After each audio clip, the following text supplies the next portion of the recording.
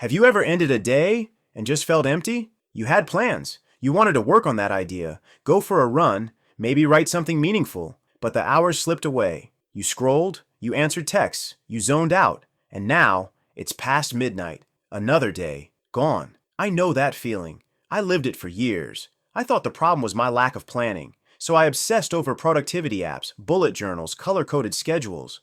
My notion looked like a CEO's dream, but deep down, I wasn't moving. I was preparing to move, planning to act, dreaming of becoming, but never actually becoming. One night, it hit me. I didn't need a new plan. I just needed to take one real step. So I wrote a sentence, just one. It was clumsy, short, and I hated it, but it was real. And somehow, that small act broke the dam. You see, it's not a better strategy you need. It's a smaller habit, something so tiny, it feels almost ridiculous. But that's the magic. The smaller it is, the harder it is to avoid. The more it slips past the brain's excuses. So let me ask you something. What if you stopped chasing the big breakthrough and just started showing up in small, consistent ways? What if success wasn't about being brilliant, but about being willing to do the boring thing, quietly, every day? Let me ask you this.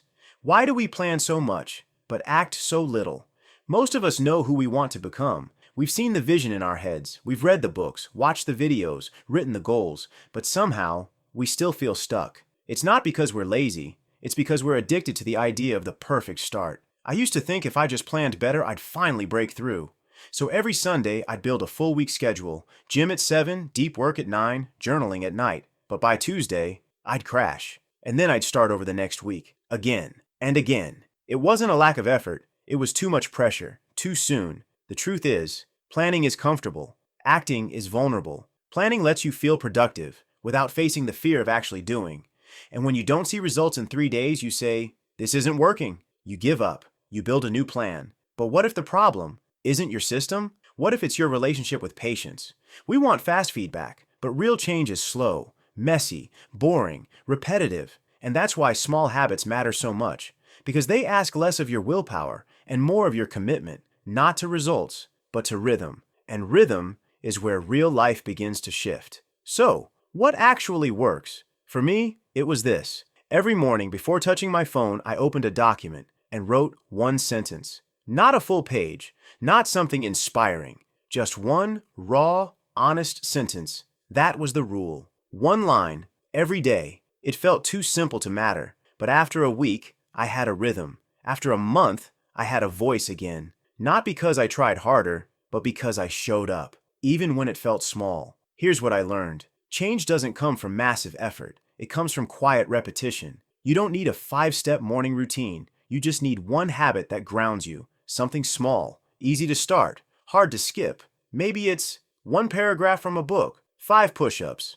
a 5-minute walk, one glass of water after waking. Whatever it is, tie it to something you already do, like brushing your teeth or sitting at your desk. That's called habit stacking. And it works because it doesn't fight your brain. It flows with it. You don't need to believe in yourself fully. You just need to trust the motion and let the belief catch up later. Because one small act, done with consistency, will always beat the perfect plan that never begins.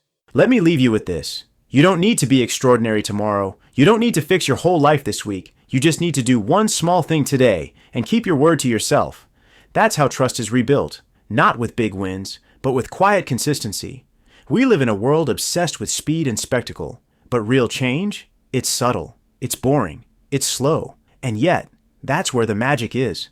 Because when you look back, it won't be the grand moments that changed you. It'll be the day you showed up, when no one was watching. The night you didn't quit, even when you had every reason to. So tonight, ask yourself, what's the smallest promise I can make and keep? That's where you start. That's where you grow. That's where you begin to become who you were always meant to be. One sentence, one step, one day at a time.